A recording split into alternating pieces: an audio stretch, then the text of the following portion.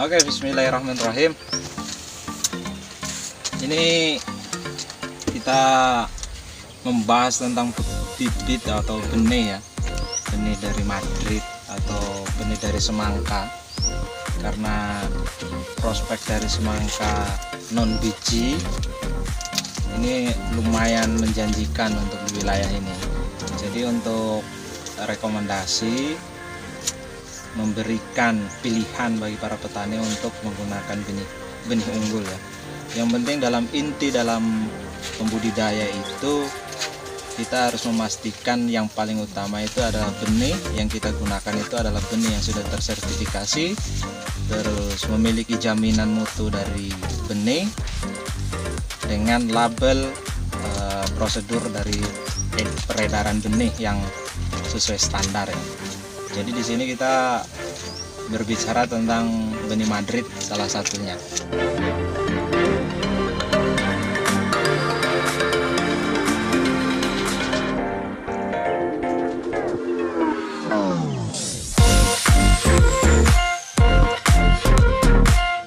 Jadi benih Madrid ini merupakan benih unggulan yang diproduksi dari perusahaan dalam negeri yang berpusat di Jember. Madrid ini memiliki karakteristik atau keunggulan dibandingkan benih lain, yaitu warna kulit yang lebih gelap dan ketebalan kulit yang lebih dibandingkan dengan benih-benih lain. Terus rasa manis serta merah yang lebih unggul ya.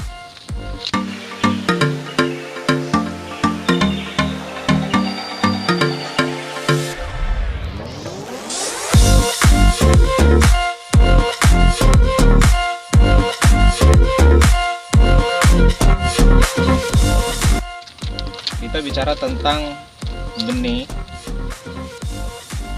di label kita harus mengenal, dan kita sebagai pengguna benih harus teliti ya. Ini tips pada teman-teman petani ketika membeli benih atau mencari benih di toko.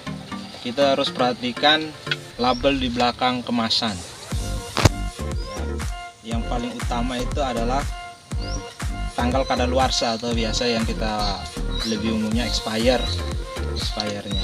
Kita ketika membeli benih, untuk jaminan benih ini mampu berproduksi atau mampu berkecambah dengan baik, itu adalah pertama adalah expirednya. Kita bisa lihat di belakang atau di balik kemasan dari benih. Ketika kita menemukan benih yang sudah lewat kadaluarsa atau expired, itu kita bisa sampaikan ke tokonya, atau kita tidak usah mencari benih lain yang belum melewati kadar expirednya. Nah, itu juga bisa disampaikan ke toko, mungkin toko yang tidak terlalu memperhatikan, sehingga itu bisa dijadikan atau dipisahkan dari benih lain. Yang kedua itu kita memiliki kadar murninya ya. Jadi benih itu kadang ada keluhan petani, kadang ketika ditanam benihnya munculnya kok beda dengan gambar kemasan gitu. Itu adalah salah satunya faktor dari kemurnian benih. Jadi benih itu kenapa harus dicantumkan kadar kemurniannya, sehingga itu tujuannya agar ketika petani menanam benih tersebut, benih itu tidak berubah. Artinya dari buah yang dicantumkan atau yang diharapkan oleh petani itu tidak jauh berbeda dengan hasil yang ditanamnya. Ketika ada kasus istilahnya tanamannya berubah atau buahnya yang dihasilkan berbeda, berarti itu sebenarnya benih yang tercampur di benih yang dijual atau yang dipakai itu kemurniannya kurang maksimal gitu. Sementara kalau Madrid sendiri kita bisa lihat labelnya itu di 99,8% ya kemurnian benihnya. Terus memiliki daya kecambah ya. Kemampuan berkecambahnya benih itu 75%. 75% ini patokan paling standar, tapi kasus-kasus yang biasa didapati yaitu pertama ketelitian dalam melakukan pembenihan, teknik pembenihannya yang kadang keliru.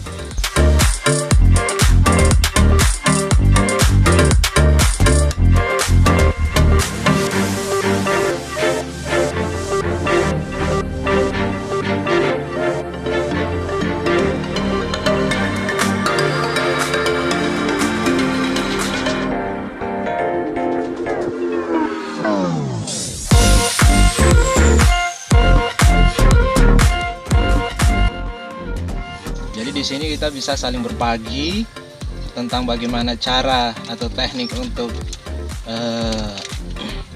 mendapatkan hasil semaian yang maksimal dan menghindari dari serangan hama penyakitnya.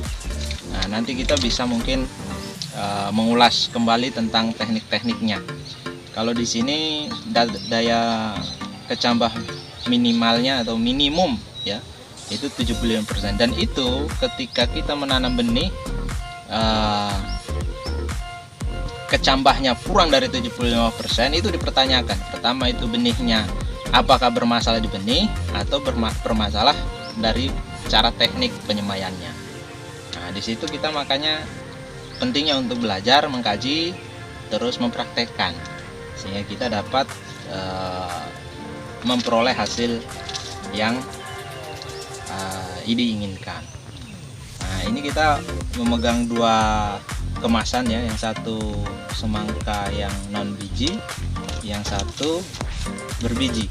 Bagi teman-teman yang mungkin ingin mencoba atau yang baru awal ingin menanam semangka non biji, pasti harus diwajibkan untuk menanam yang berbiji. Kenapa? Karena yang berbiji itu merupakan benih yang kita tanam dan bunga yang kita akan ambil sebagai bunga persilangan dari benih yang non biji. Karena keunggulan dari benih non biji atau yang tidak berbiji itu merupakan semangka yang ketika kita mengkonsumsinya tidak perlu khawatir dengan biji yang ada di dalam buahnya. Tapi efek sampingnya ketika di petani, semangka non biji itu dalam proses pembuahan atau dalam proses bunga, di bunganya itu tidak memiliki bunga jantan.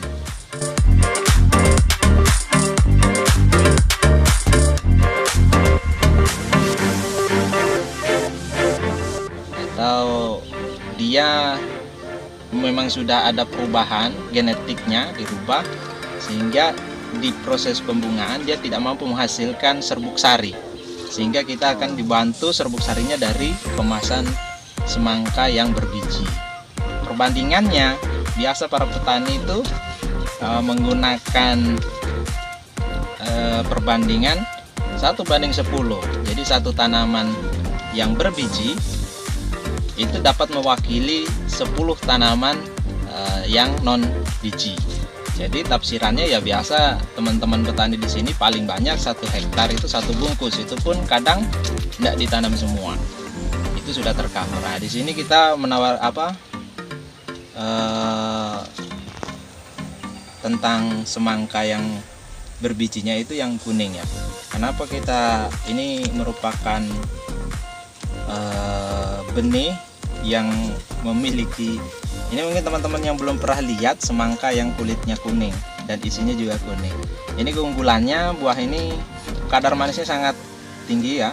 Kita mencapai 8-9 kadar manisnya kalau kita ukur pakai alat. Terus buah yang bisa dibuahkan banyak satu pohonnya. Cuman ya kekurangannya buahnya kecil. Tidak mampu memproses sampai berat sampai 6 kiloan.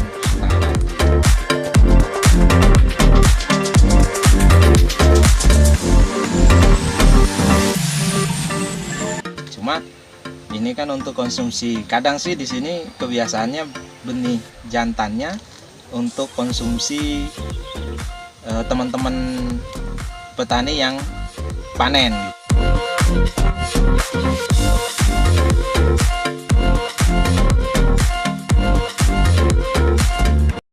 Terus kenapa saya juga rekomendasikan ini? Karena dia memiliki karakteristik bunga yang dipakai untuk kawinan itu di kepala bunganya itu tidak pecah ya, kan kebanyakan bunga ada yang pecah.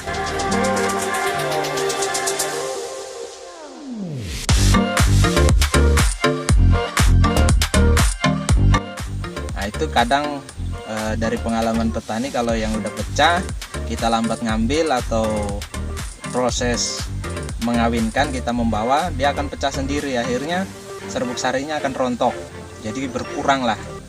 Ibaratnya para petani di sini untuk mengawinkan bunga itu, satu bunga itu kadang kekurangan gitu, tidak bisa mengawinkan lebih dari 4 bunga, paling cuma 2, paling cuma 3. Tapi kalau yang ini, yang inden ini, dia mampu sampai 5 sampai 6 bunga.